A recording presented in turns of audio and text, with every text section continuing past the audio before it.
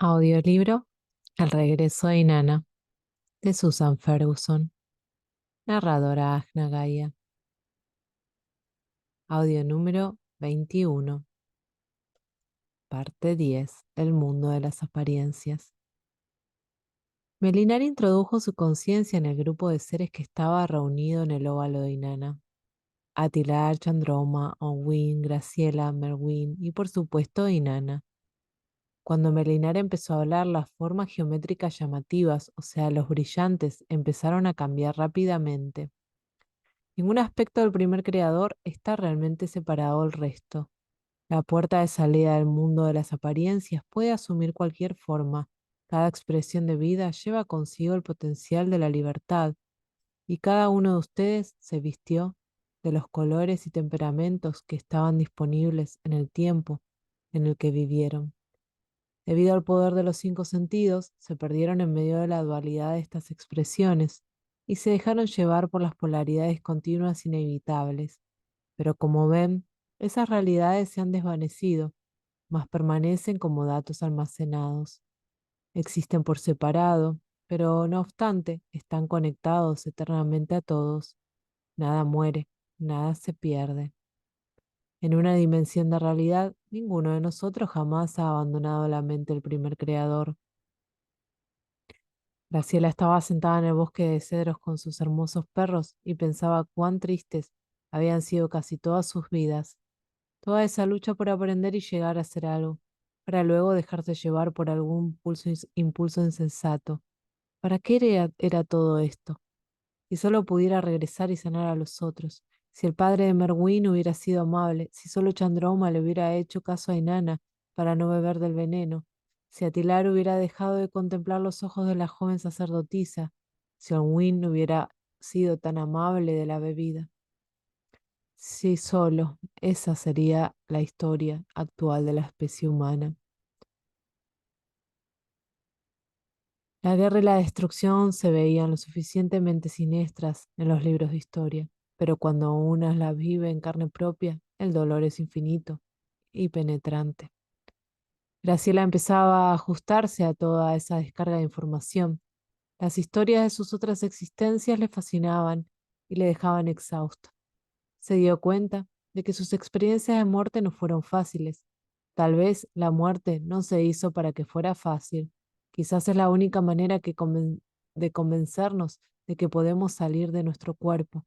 De algún modo, ella empezaba a desganarse un poco de todos los datos y comenzaba a ver todas las vidas como partes de un acertijo que se movía en ciclos.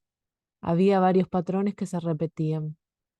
Ella se sentía como si fuera un detective privado a punto de resolver un gran misterio. ¿Pero se resolvería alguna vez el misterio? ¿Lo habían creado para que alguna vez fuera resuelta? Graciela se acostó sobre el piso duro del bosque y respiró profundamente. El aroma del cedro llenó a su ser y cerró sus ojos. La doncella del cielo yacía sobre el piso de su tipi. El curandero la había atado contra el suelo con el fin de amarrar el dolor. Ella sabía que eso era una tontería, sabía que moriría. ¿Qué sabían los hombres en cuanto a dar a luz? Su bebé dio la vuelta en su vientre y se atoró.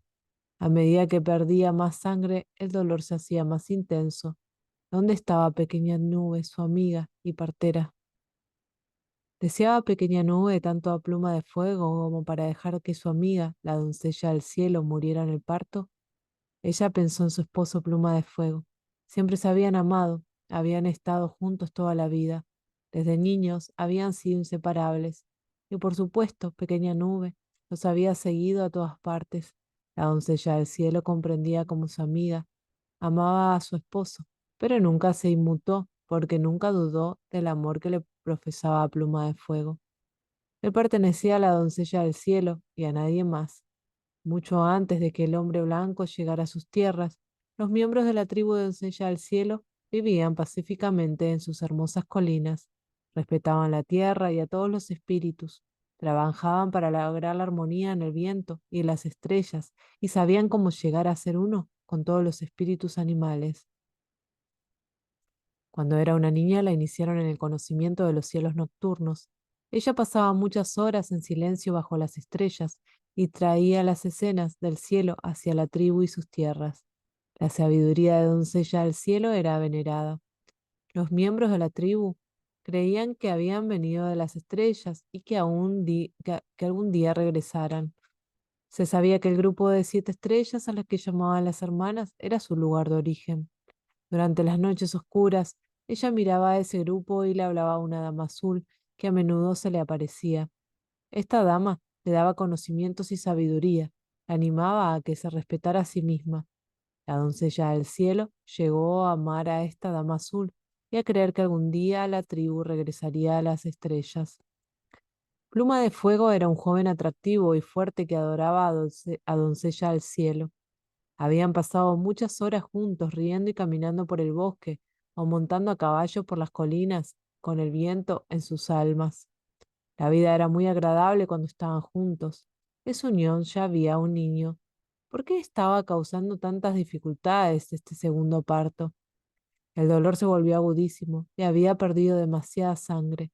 La doncella luchaba contra las ataduras de cuero mientras el sudor corría por su rostro.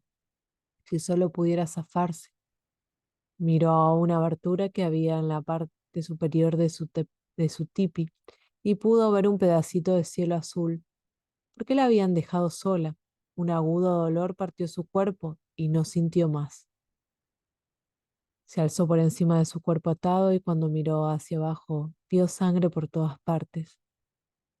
Pequeña nube entró en el tipi, gritó y halló a su amiga muerta. Sacó al bebé del cuerpo de doncella que todavía estaba caliente, cortó el cordón umbilical y le dio una palmada en el trasero. Una niñita empezó a chillar. Estaba cubierta de sangre, pero estaba viva. Pluma de Fuego y otros entraron. La doncella del cielo sintió el dolor y el impacto de su esposo al ver su cuerpo inerte. Ella sabía que él no iba a llorar. Él no podía, no era su costumbre, pero algo dentro de él se quebró y no volvió a ser el mismo, porque para aquellos que están destinados a estar juntos, cuando el compañerismo termina, toda la vida termina. Pluma de Fuego no quiso cuidar al bebé. Pequeña Nube no sabía si sus celos habían evitado que se representara con más prontuidad el parto. ¿Por qué no regresó a tiempo como lo había prometido? Empezó a limpiar la sangre del cuerpo de la niña. Ella sabía que Pluma de Fuego nunca sería para ella. Él ya pertenecía a los muertos vivientes, ya no le servía a nadie. Decidió encargarse del bebé y criarlo. Por lo menos podía decir que tenía a su hija. El bebé pudo ver con facilidad el cuerpo etéreo de la doncella del cielo, aunque nadie más lo vio. Mami, ¿por qué te vas? Los pensamientos de madre e hija eran como uno, todavía flotando por encima. La doncella le habló a su niña. Niñita, mi amor, debes ser valiente. Sabes que te amo. Consuela a tu padre si puedes y quédate con pequeña nube. Ella ha jurado cuidarte y tú serás lo único que ella tendrá de él. Siento no poder estar contigo para enseñarte los caminos del cielo. Adiós, mijita. Mi amor siempre está contigo. Años después, una niña india desarrapada y delgada le seguía el paso a su padre. El hombre ya avanzado en años y entumido de la pena no le prestaba atención. La niña se había vestido con ropa de muchacho con la esperanza de complacer a su padre. Le jalaba la manga al viejo guerrero, pero él no se daba cuenta. Para él, ella ni siquiera existía. Graciela empezó a llorar. Oh, Dios mío, esa pobre muchachita. La vida estaba hecha de texturas infinitas de experiencia. ¿Quién sino un ser de poder infinito e ilimitado se atrevía a colocarse en un mundo tan precario como este? Graciela pensó que nunca había querido tener hijos. Se había dicho a sí misma que temía tratar a sus hijos como sus padres la habían tratado a ella. Pero en lo más profundo de su ser también había un temor escondido a la acción de dar a luz. ¿Por qué estaba la vida de la doncella del cielo grabada de los impulsos de Graciela? Pluma de Fuego le recordaba a Miguel quién fue su novio en la escuela. Se conocieron cuando ella solo tenía 12 años, pero los dos inmediatamente supieron que eran el uno para el otro. Miguel tenía pensado casarse con Graciela. pero a medida que pasaban los años, ella temía terminar como su madre y se alejó de él. Ella hablaba de marcharse, de irse a New York o a París. Él se casó con otra, una amiga que para Graciela era como pequeña nube. Graciela se imaginó que caminaba por un laberinto sin fin en el cual tropezaba con partes de ella misma y de las cuales ni siquiera sabía que existían.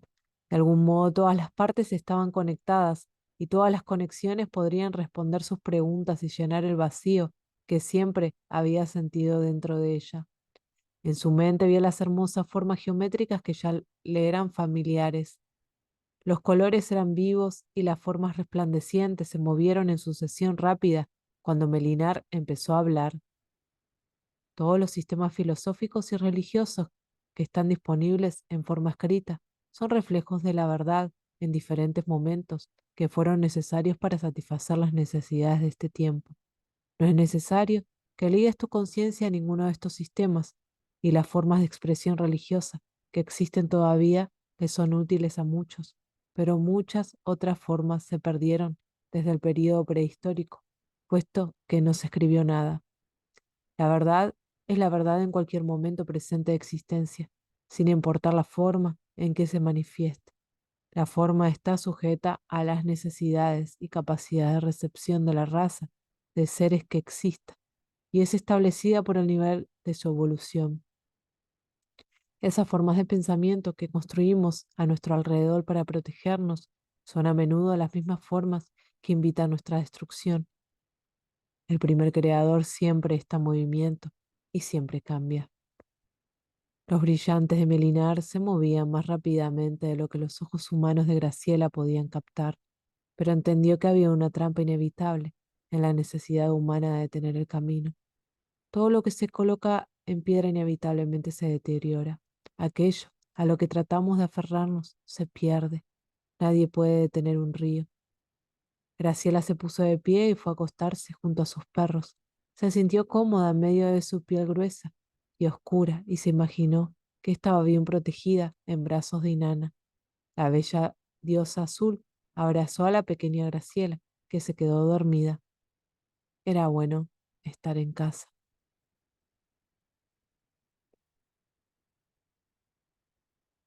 Fin de este capítulo del audiolibro. El regreso de Inanna de Susan Ferguson, narradora Agna Gaia. Para más libros en formato audio, puedes visitar mi canal de YouTube, Agna Gaia. Allí también encontrarás la primera parte de este audiolibro El regreso de Inanna. Gracias por escucharme.